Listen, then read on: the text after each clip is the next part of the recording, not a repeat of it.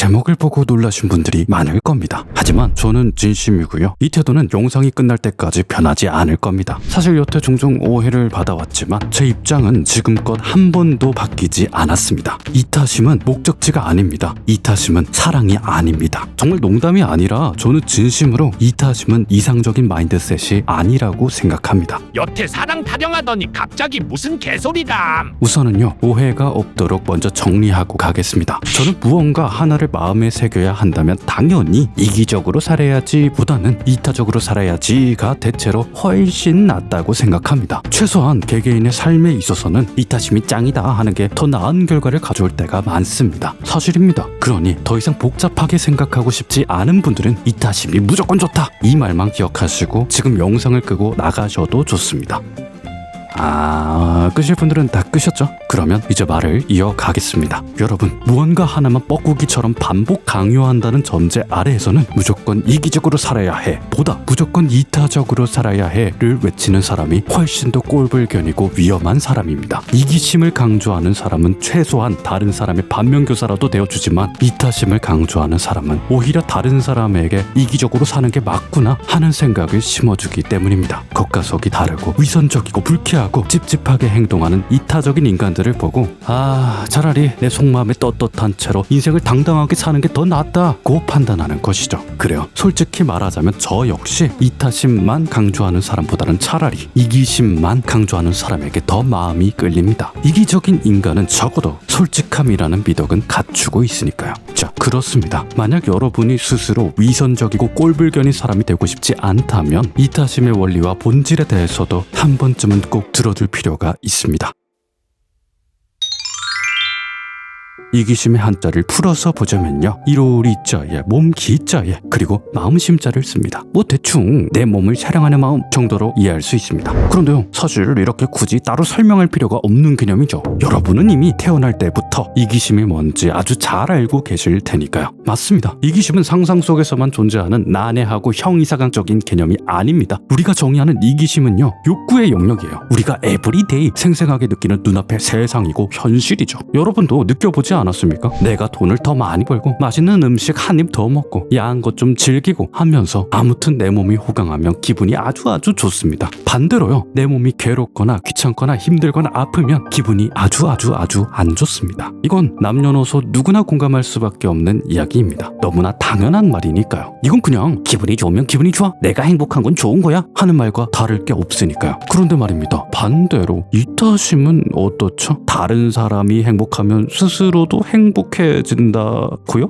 물론 참 아름다운 말이긴 합니다. 가끔이지만 공감이 될 때도 있긴 해요. 네, 그렇죠. 그런데 툭 까놓고 솔직히 말해봅시다. 이 말은 정말로 진리입니까? 지구 위의 모든 사람이 듣자마자 바로 이해할 수 있는 말입니까? 아니요, 전혀요. 오히려 공감이 안 될 때가 훨씬 더 많습니다. 내가 모르는 사람이 행복해진다고 해서 길거리의 노숙자가 갑자기 부자가 된다고 해서 우리는 딱히 기쁘지 않아요. 아니, 조금 더 솔직히 말하면 내 절친이 벼락부자가 된다고 해도 딱히 기쁘진 않습니다. 그래요? 다른 사람이 돈을 덜 벌든 음식을 덜 먹든 지 마음대로 살면서 인생을 망치든 당연히 지금 당장의 내 기분에는 큰 영향을 주지 못합니다. 이런 말해서 죄송하지만 솔직히 대체로 알 바 아니죠. 그래요. 이타심은 이기심과는 다릅니다. 순수한 의미의 이타심은 뭐라고 해야 할까요? 학습의 영역에 가깝습니다. 그래요. 실제로 인류는 이타심이란 개념을 대중에게 학습시켜 왔습니다. 도덕 교과서, 윤리 교과서만 펼쳐봐도 금방 알 수 있는 내용이죠. 1000년 전 주희는 공자의 가르침을 본받아서 또 300년 전 칸트도 예수의 가르침을 본받아서 이렇게 말했다죠. 보편적 사랑을 실천하라. 그것이 하늘의 명령이다. 타인을 목적으로 대하라. 그것이 이성의 명령이다. 실제로도 이 외침은 동서양을 막론하고 오랜 세월 동안 그럭저럭 인류를 지탱해 줬습니다. 그런데 이건 어디까지나 당신 마음속에 믿음이나 순종이라는 개념이 있을 때의 이야기입니다. 하늘의 명령, 이성의 어쩌거니 신의 저쩌거니 아무튼 이타심이 좋다는 말은 글자로만 존재하고 머릿속에서만 일어나는 그야말로 비현실, 현실에는 없는 개념이니까요. 이제는 그냥 반박하고 싶은 마음뿐이에요. 어르신들에게 항상 예의를 지켜라고요? 악플 같은 건 달지 말자고요? 원래 그런 거니까 아무튼 그러자고요? 아니, 제가 왜요? 공자의 세계관에 살던 과거의 동양인에게는, 예수의 세계관에 살던 과거의 서양인에게는 어떻게 통하는 얘기였을지도 모르지만, 그런 세계관에서 살지 않는 사람들에게는 그저 비현실적인 망상에 불과합니다. 애당초 저런 말을 강조하는 꼰대들은 평소에는 꼭 배려도 양보도 전혀 안 하면서 자기 편할 때만 이타심을 찾지 않습니까? 그러다 보니 당연히 저 인간들처럼 위선적으로 살 바에는 차라리 솔직하고 당당하게 살겠다라고 생각하기 마련입니다. 하지만 여러분, 칸트든 주희든 걔네가 대체 왜 그런 말을 했는지 그들의 사상적 근원을 파고 들어가 보면 아무리 불만이 많았던 사람이라도 그런 사상이 왜 나왔고 왜 필요한지까지 분명하게 이해할 수 있습니다. 이미 했던 얘기지만 까먹으셨을 테니 다시 한번 쭉 정리해 봅시다. 주의의 근원인 공자부터 알아봅시다. 공자는 뭐라고 했죠? 이는 사랑이다. 즉 사랑이 짱이다 라고 말했습니다. 또한 사랑을 실천하는 사람이라면 내가 서고 싶을 때 남도 서게 하고 내가 이루고 싶을 때 남도 이루게 하라. 그러니까 즉 나만 잘난 건 사랑이 아니다. 남을 도와줘야 한다 고 강조한 겁니다. 그러나 우리가 진짜 궁금한 건 대체 왜 사랑이 짱이냐는 거겠죠. 공자의 인 원리를 딱 한 단어로 요약하자면 서입니다. 내가 원하지 않는 것은 남에게도 하지 말라는 것이죠. 이번에는 칸트의 근원인 예수를 알아봅시다. 예수는 아가페, 즉 차별 없는 사랑이 짱이다 라고 말했습니다. 이건 누구나 다 아는 얘기죠. 그러나 우리가 궁금한 건 뭐다? 대체 왜 사랑이 짱이냐는 거겠죠. 예수의 아가페 원리를 딱 한 단어로 요약하자면 황금률입니다. 내가 원하는 것을 남한테도 해줘라는 것이죠. 그렇습니다. 간단해요. 내가 원하지 않는 건 남한테도 하지 말고 내가 원하는 건 남한테 해줘라. 저는 이미 해당 내용의 원리를 이렇게 정리한 바가 있습니다. 칼은 칼로 돌아오고 사랑은 사랑으로 돌아온다 라는 문장으로요. 부처도 비슷한 말을 했었죠. 나한테 좋은 게 남한테도 좋다. 그렇습니다. 이건 너무나도 당연한 우주의 원리입니다. 당신이 욕을 먹으면 어떤 기분이 들까요? 당연히 당신도 욕을 하고 싶어질 겁니다. 내가 당한 만큼 상대를 참교육하고 싶다는 마음이 들겠죠. 하지만 아주 괘씸하게도 상대 역시 당신의 욕을 들으면 당신에게 또다시 욕을 퍼붓고 싶어질 겁니다. 그냥 원래 그런 겁니다. 칼은 칼로 돌아옵니다. 욕먹은 상대가 역시 난 욕먹을만 했어 하고 반성하는 일은 잘 없어요. 이렇듯 원한의 굴레는 끊이지 않고 무한대로 커질 수밖에 없습니다. 이런 상황에서 행복을 되찾기 위한 최선은 뭐다? 미운 놈한테 칼 대신 떡이라도 하나 주는 거겠죠. 맞습니다. 물론 예외야 있겠지만서도 인간사에서는 칼은 칼로, 사랑은 사랑으로 돌아옵니다. 남에게 해를 끼치는 사람은 결국 왕따도 당하고 욕도 먹게 되어 있습니다. 사회적 동물인 인간에게 있어서 이기적인 행동은 곧 불행과 직결될 수밖에 없습니다. 사회적 동물인 인간에게 있어서 이타적인 행복은 곧 행복과 직결될 수밖에 없습니다. 정말 너무나 당연한 이야기예요. 이뿐만 아닙니다. 제가 인지행동 치료를 비롯해 여러 심리학 이론을 소개하면서 계속 강조했던 내용이 있죠. 우리의 믿음, 다르게 표현하자면 우리의 스키마, 관념, 상상, 이데올로기는요, 세상을 바라보는 관점, 선글라스 역할을 해주기 때문에 당신이 세상을, 현실을, 우주를 어떻게 보느냐에 따라 실제로 세상도 천차만별 다르게 보일 수밖에 없습니다. 애당초 세상이라는 개념 자체가 우리의 인식을 통해서 몸이랑 눈이랑 뇌를 통해서 느껴지는 거니까요. 자, 어떻습니까? 아마도 제 콘텐츠를 어느 정도 보셨는지에 따라 설명의 이해도는 천차만별 다르겠지만요, 이해도가 높으신 분들이라면 종교의 대원칙을 들어도 바로 이해되실 겁니다. 불교를 예로 들어볼까요? 나와 타인은 본질적으로 분리될 수 없다. 모든 것이 서로서로 상호 의존적으로 존재한다. 당신은 타인과 연결되어 있다. 그러니 자비를 베풀어라. 그게 나의 고통을 줄여준다. 내가 행복해지는 길이다. 어떤가요? 그렇습니다. 여러분의 지혜가 쌓이면 쌓일수록 뜬구름이나 형 이상학으로만 느껴졌던 이야기가 실은 반박 불가 리얼 팩트로 우리가 실제로 체감할 수 있는 세상의 원리였다는 진실을 확신할 수 있을 겁니다. 네, 맞아요. 당신이 세상을 아름답게 보면 세상은 실제로 아름답게 보입니다. 아름답게 느껴집니다. 당신이 타인을 사랑해 준다면 타인은 실제로 당신을 사랑해 줄 겁니다. 아니 그런데요, 뭐 좋은 말이긴 한데 이타심이 필요 없다는 얘기 아니었나요?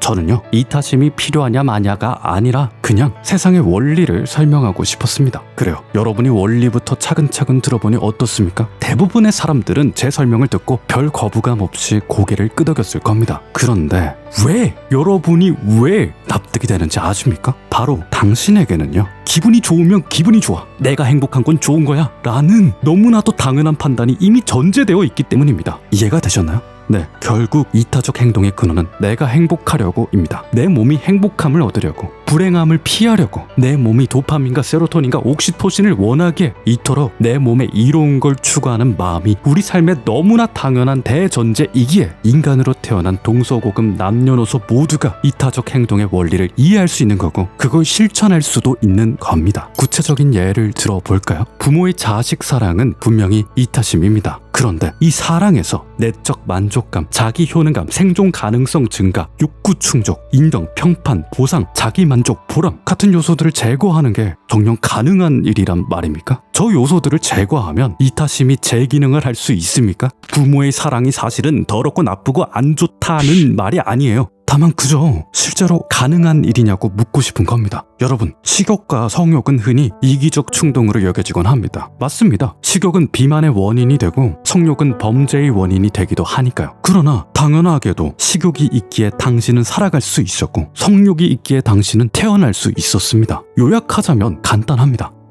이타심의 전제는 이기심입니다. 이기심은 곧 내 마음에서 주체할 수 없이 샘솟는 욕망이자 이타적인 행동을 하게 만드는 근원이자 생명의 에너지입니다. 우선 여러분이 끈기를 잃어버릴 수 있으니 이타심과 이기심은 엄밀하게 구분 안 됨이라는 복잡한 얘기가 단순히 말장난이 아니라는 사실부터 이해시켜 드리겠습니다. 우선요, 이기심과 이타심을 구분하는 일이 무의미하진 않습니다. 이타심이 좋다는 말은 인류 전체를 위한, 모든 사람을 쉽게 이해시키기 위한 최선의 방식이에요. 대중은 필연적으로 단순함을 요구하기 때문입니다. 잠깐, 대중은 개돼지다 같은 폭력적인 표현이 아닙니다. 저도 대중입니다. 여러분도 대중에 속합니다. 이건 어쩔 수가 없어요. 우리는 각자 하는 일이 있고 각자에게 주어진 시간이 있습니다. 우리 모두는 똑같은 고민과 생각을 할 수는 없습니다. 칸트든 니체든 공자든 노자든 그 누구든 간에 헬스 트레이너한테 걸리면 제발 런닝머신이라도 좀 뛰세요 라고 잔소리를 듣게 될 거란 말이죠. 아무튼 다시 돌아와서 설명을 이어가겠습니다. 말씀드렸듯이 대중은 단순함을 요구합니다. 그러다 보니 최대 다수에게 메시지를 전하려다 보면 혹은 최대 다수로서 메시지를 받아들이다 보면 심플하게 요약하는 과정에서 이것저것 생략이 될 수밖에 없습니다. 그러다 보니 그냥 무조건 이타적으로 사는 게 중요하고 암튼 그게 낫다고 설명하는 게, 또 무조건 이기적으로 사는 걸 피하고 암튼 그게 낫다고 이해하는 게 자기 일하느라 바쁘고 자기 취미생활하기 바쁜 대중에게 최적화된 최선의 언어 표현인 거죠. 어쨌든 실제로도 순수 이기적인 일보다는 순수 이타적인 일을 할 때 좋은 일이 더 자주, 더 많이 일어나니까요. 하지만 여러분, 이건 어디까지나 그나마의 최선일 뿐입니다. 가능하다면 다 알았다는 망상에서 벗어나 근본 원리까지 이해하고 살아가는 편이 훨씬 더 낫습니다. 적어도 행복이라는 관점에서 말이죠.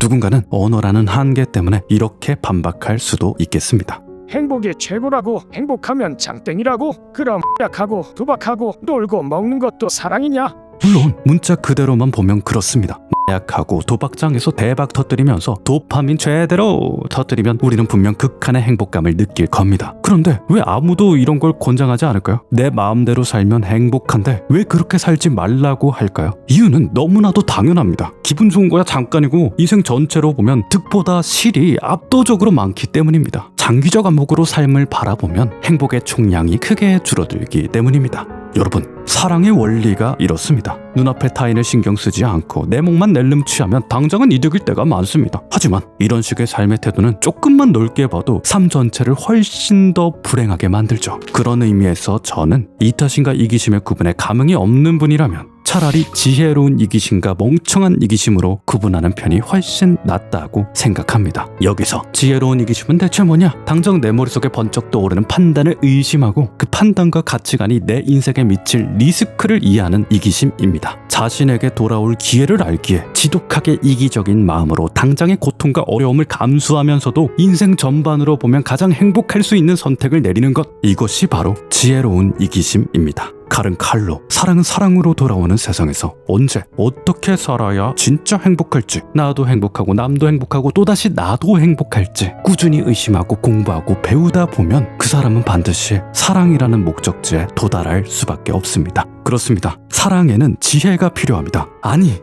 사랑이 곧 지혜입니다. 그렇다면 당연히 멍청한 이기심은 반대겠죠? 맞습니다. 우리가 흔히 쓰는 이기심이란 표현이 멍청한 이기심의 대표적인 사례입니다. 삶을 넓게 보지 못하고 당장의 고통과 괴로움을 피하려고만 하고 눈앞의 이득만 취하기 위해 타인도 미래의 자신도 신경 쓰지 않고 무식하게 리스크만 잔뜩 가져가는 마인드. 이것이 바로 멍청한 이기심입니다. 결국 인생 전체에서 더 큰 감정 손해를 보는 마음이죠. 이건요, 여러분이 기존에 쓰던 이기심이라는 글자와 완벽히 일치하는 개념이니 이해하기 쉬울 겁니다. 하지만 여러분, 여기서 중요한 포인트가 있습니다. 멍청한 이기심은 크게 두 가지 유형으로 나뉘는데요. 하나는 여러분이 부르는 그대로의 이기심이지만 멍청한 이기심은 종종 이타심이라고 불리기도 합니다. 어쩌면 당신도 그렇게 부르고 있을지 모릅니다.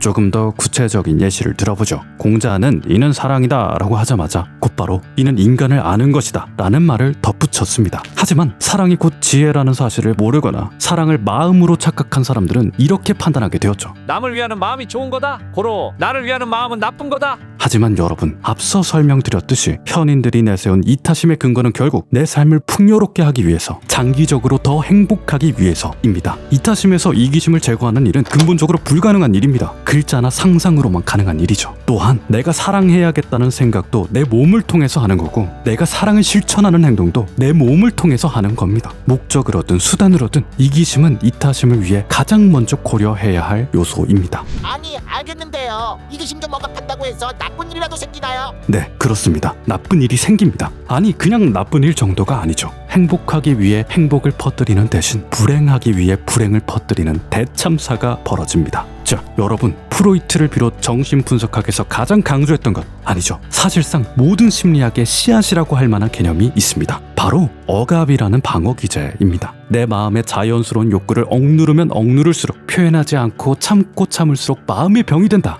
이것이 바로 심리학의 상식입니다. 그래요, 맞습니다. 사실상 억압이라는 방어 기제에서 심리학의 핵심 개념 무의식이 나왔다고 해도 과언이 아닙니다. 자, 이제 잘 들으세요. 우리가 아무리 의식적으로 자기 자신에게 이건 잘못된 생각이야 라고 외치더라도 우리의 욕구와 충동은 절대로 사라지지 않습니다. 오히려 욕구를 억누르면 억누를수록 무의식에 깊이 남아 알게 모르게 내 삶을 계속 괴롭히는 장애물이 되죠. 철학적으로 표현하자면 르상티망의 표출 혹은 비본래적 삶의 발현 정도로 표현할 수 있고요. 뇌과학적으로 표현하자면 뇌 전전두엽과 편도체 간의 조절 균형이 깨져서 HPA 축의 만성적인 활성화로 정신적, 신체적 증상을 유발한다고 표현할 수 있겠습니다. 그러나 현대 인류가 발견한 인간 본질의 상식을 아직도 제대로 모르는 몇몇 사람들은요, 그저 참기만 합니다. 자기 한계를 훌쩍 넘어 마음을 억압하고 참습니다. 그리고 이런 사람들은 결국 모두를 불편하게 만드는 사람으로 변하고 말죠. 제가 방어기제 편에서 말씀드렸죠. 참는 사람들은요, 입으로는 분명히 좋은 말을 내뱉지만 뭔가 표정이나 행동이 묘하게 불편하고 기분 나쁩니다. 뭔가 음흉하고 찝찝한 방식으로 행동하며 기억을 왜곡하거나 가스라이팅을 일삼죠. 자신이 불행한 상태라는 걸 전혀 인지하지 못한 채 기분 나쁘고 찝찝한 혐오를 스스로 사랑이라고 포장해서 내보내는 겁니다. 그런데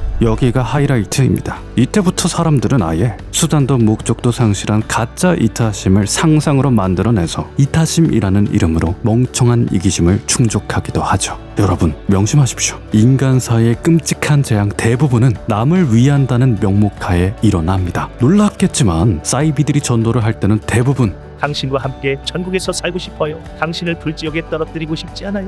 라는 생각으로 하는 겁니다. 네, 엄청난 이타심으로 하는 겁니다. 스토커들이 스토킹을 할 때는 대부분 당신을 뜨겁게 사랑해요. 당신과 평생을 함께하고 싶어요. 라는 생각으로 하는 겁니다. 네, 엄청난 이타심으로 하는 겁니다. 그렇습니다. 그들은 자기가 가진 이타심이 실제로는 멍청한 이기심이라는 진실을 모르는 거예요. 자신의 이타심이 상대를 설득하지 못하고 상대에게 깊은 상처를 주는 최악의 폭력이었다는 팩트를 모른 채 아무튼 남을 위했다는 정신착란에 빠지는 겁니다. 그래서 그들은 상대가 싫어하고 거부하며 자신이 받은 대로 되돌려줄 때 그 혐오가 자신이 줬던 것이라는 진실을, 혐오의 원인이 자신이었고 이 모든 게 진리의 순환이었다는 너무나도 당연한 원리를 깨닫지 못하는 겁니다. 그리고 이렇게 외치는 거죠. 아무도 내 마음을 몰라준다. 나는 굉장히 억울한 일을 당했다. 그렇습니다. 멍청한 이기심은 언제나 이 정도면 괜찮다, 좋은 의도였다는 변명을 좋아합니다. 그러나 제가 누누이 말씀드렸죠. 인류사에서 벌어진 온갖 잔인한 정복, 침략, 학살은 대부분 사소한 정의 구현, 사랑전도, 계몽, 이웃사랑, 가족사랑, 애국들이 모여서 일어났습니다. 이것이 진실입니다. 인류 역사에서 왜 이렇게 끔찍한 일이 반복해서 일어났는지 단 한 문장으로 정리하자면 다음과 같습니다. 이타심에는 죄의식이 없기 때문입니다. 그러니까 지금 이타심은 안 좋다는 뜻인가요? 아니요, 그게 아닙니다. 그러면 이기심이 안 좋다는 뜻인가요? 아니요, 그게 아닙니다. 이타심이냐 이기심이냐 구분하지 말자는 거죠. 모든 게 다 상대적인 거고 절대적인 진리는 없다는 뜻이죠. 아니요, 그것도 아닙니다. 여러분, 혹시라도 이런 결론을 내실까봐 걱정이 되니 다시 한번 분명하게 강조드리겠습니다. 모든 게 상대적이다, 이 말만큼 생명력을 빼앗는 최악의 답변은 없습니다. 너도 맞고 나도 맞고 이것도 맞고 저것도 맞다는 상대주의야말로 현대사회에서 지혜를 망가뜨리는 근본 원인이 되었습니다. 오늘 제가 전한 얘기는 말랑말랑하고 이상적인 말장난이 아닙니다. 여러분은 결코 이런 착각에 빠져선 안 됩니다. 이 정도면 다 알았다는 착각, 더는 몰라도 된다는 착각이요. 제가 최대한 이해하기 쉬운 예시를 들어보겠습니다. 인간 중에는요, 아마 정말 순수하게 남 가르치기를 싫어하는 사람은 없을 겁니다. 그 이유는요, 타인에게 영향을 끼치면서 자아를 확장하기 때문이라고 하며 이기심으로 표현할 수도 있고, 타인을 위하면서 타인을 발전시키기 때문이라고 하면서 이타심으로 표현할 수도 있죠. 그저 우리가 어떻게 표현하느냐에 달려 있습니다. 하지만 지금까지 설명한 내용을 모르는 사람에게는 가르침은 이기심이기도 합니다 라는 말은 차라리 안 하는 게 낫습니다. 그냥 말하지 마세요. 언어는 상징이기 때문에 배경 지식이 없는 사람에게는 오해만 나을 겁니다. 누군가는 나는 이기적인 마음으로 가르치는 사람이야 하고 스스로를 자책하며 행복을 잃을 수도 있고요. 혹은 어차피 나 좋으려고 하는 일인데 하며 상대를 고려하지 않고 대충대충 가르칠 수도 있습니다. 배우는 입장에서도 어차피 쟤네도 자기 좋으려고 하는 일인데 하며 상대를 존중하는 마음을 잃어버릴 수도 있죠. 그러나 지금까지 끈기 있게 제 이야기를 들어준 여러분은 다릅니다. 죄송한 말이지만 여러분은 가르침은 이기심이기도 합니다 라는 말을 이해할 필요가 있습니다. 자, 가르침을 이타심으로만 기억하다 보면요, 나는 너를 위해서 이렇게 시간을 쓰는데 너는 반응이 그게 뭐야? 하며 상대의 마음이나 상황을 헤아리지 못하고, 그리고 실제로는 무분별한 자아의 확장에 도취하며 자신도 모르는 사이에 선을 넘고 영향력을 과시하며 꼰대질을 할 수도 있습니다. 그리고 그런 영향은 반드시 당신에게 또다시 돌아오겠죠. 그렇습니다. 가장 이기적이면서 가장 이타적인 가르침은, 사랑은, 나와 상대를 가장 온전하게 만드는 행위는 애초부터 이거다 저거다 간단히 정의될 수 없습니다. 매 순간마다 엄청난 직관으로 내 마음을 헤아리고 상대의 마음을 헤아리고 당장의 불편을 감수하더라도 더 넓은 미래를 위해 수많은 인간 공부에서 얻어진 온갖 지혜를 바탕으로 이루어지는 순간순간의 판단이기 때문입니다. 그래요, 여러분, 사랑은 지혜입니다. 지혜를 포기하지 마십시오. 세상에는 아무런 기준도 없는 것 같지만 분명히 기준은 있습니다. 현실을 살아가는 여러분 안에 이미 존재하는 그 에너지, 그 마음이 곧 기준입니다. 그걸 이기심이라고 불러도 좋고 욕망이라고 불러도 좋습니다. 이기심이 곧 기준입니다. 욕망이 곧 기준입니다. 그 에너지는 상황에 따라 모습을 바꿀 뿐 본질은 결코 변하지 않습니다. 우리는 그 기준을 들여다보며 상황에 맞게 지혜로 판단해야 합니다. 그런 의미에서 누군가가 선언할 수 있는 진리는 없습니다. 하지만 그럼에도 분명히 진리는 존재합니다. 그러니 여러분, 부디 포기하지 마십시오. 멈춰서는 자는 반드시 죽습니다. 자, 이번 콘텐츠에서 가장 핵심적인 내용은 사실 대중은 필연적으로 단순함을 요구한다는 내용입니다. 그리고 당신도, 이 말을 하는 저도 모두 대중이다 하는 내용이죠. 여태 그래왔듯 이번 내용도 분명히 조금만 시간이 지나도 기억되지 못할 테고 조금만 시간이 지나도 곱씹어지지 못할 겁니다. 이기적으로 사는 게 이타적인 거다, 이타심이 곧 이기심이다 하는 괴상한 문장으로 죽을 겁니다. 지금 전하는 언어와 글자 역시 개개인의 상상에 따라 전혀 다르게 이해될 겁니다. 애당초 글자는 삶에서 생생하게 경험할 때 비로소 그 의미가 완성되지만, 그러기도 전에 반드시 지혜는 뿔뿔이 흩어져 사라질 겁니다. 그러니 여러분, 저는 이제 최고가 아니라 최선을 말해보고자 합니다. 지금까지의 내용을 까먹을 예정이라면, 지금까지의 교훈을 잊어버릴 예정이라면 지금부터 말할 내용을 이번 영상, 아니 너진똑 전체의 요약본이라 생각해 주십시오. 자, 여러분, 이타적으로 살지 마세요. 세상 사람들은요, 크게 두 부류의 사람으로 나뉩니다. 이기적인 사람과 이타적인 사람입니다. 먼저 이기적인 사람은요, 주어진 현실과 자기가 느끼는 감정에 너무나도 충실합니다. 그는 비록 단면이긴 해도 인간의 한 요소를 너무나도 잘 이해하고 있으며 현실과 자기 자신에게 너무나도 솔직합니다. 이들은 항상 한쪽 손에 무기를 들고 남들에게 투쟁심을 드러내는 공격적인 태도를 보이죠. 이들은 누가 봐도 악역입니다. 그리고 스스로도 세상이 자신을 악역으로 본다는 사실을 너무나 잘 알죠. 그들은 언제든지 공격당할 여지가 있고 실제로도 자주 공격을 당합니다. 하지만 그렇기에 오히려 그는 지혜의 여지가 있습니다. 그렇기에 오히려 변화할 수 있습니다. 그의 투쟁심은 지혜를 자극합니다. 혹여나 그가 변하지 않더라도 최소한 역사는 그를 훌륭한 반면교사로 쓸 수 있습니다. 하지만 이타적인 사람은 정반대입니다. 이들은 보통 자기가 잘못되었다는 의심을 하지 않습니다. 이타적인 사람은 주로 상상 속에서 살아갑니다. 자신의 상상이 현실과 얼마나 일치하는지도 모른 채 남들이 보면 불쾌해야 할 망상을 진리라고 믿고 살아갑니다. 이타적인 사람은 자신이 세상에서 선역을 자처하고 있으며 실제로도 그렇게 보인다는 사실을 잘 알고 있습니다. 이들은 기본적으로 무기를 숨기고 논쟁을 피하며 대놓고 남들에게 온화하고 상냥하게 굽니다. 자신과 다른 생각에 속으로는 불만을 느끼면서도 입으로는 그럴 수 있다고 말하며 배려를 위장한 위선과 무관심을 쏟아내죠. 사람들은 그에게 종종 기분 나쁨을 느끼지만 때때로 음습한 기운을 느끼지만 이타적인 사람 앞에선 함부로 입을 열기가 힘듭니다. 이타적인 사람들은 공격당할 여지가 적고 실제로도 공격받지 않습니다. 그들의 음습함에 당한 상대는 속으로만 이를 갈 뿐 앞에서는 하고 싶은 말을 꾹꾹 눌러 참습니다.